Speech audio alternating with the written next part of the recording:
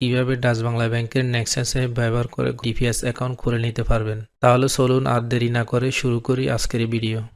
এরপর এখান থেকে ডিপিএস এই অপশানে ক্লিক করে নেবেন।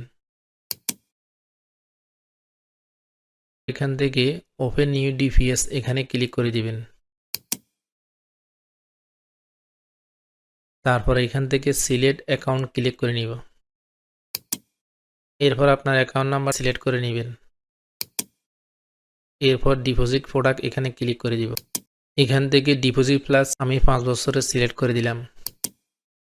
5 বছর সিলেক্ট করার সাথে সাথে এখানে ইন্টারেস্ট রেট 9.5% দেখাচ্ছে। আমি 500 টাকার ডিপিএস খুলবো। এখন আমি 500 টাকা এখানে বসাবো। 500 টাকা বসানোর পরে এরপর ক্যালকুলেট ম্যাচুরিটি অ্যামাউন্ট এখানে ক্লিক করে দিব। এগুলা সব কিছু দেখার পরে সাবমিটে ক্লিক করে নেবেন। তারপর ইয়েস। এরপর আপনার মোবাইলে একটা ওটিপি আসবে, ওটিপিটা এখানে বসাতে হবে। ওটিপি বসানোর পরে এখানে ভেরিফাই ক্লিক করে নেবেন।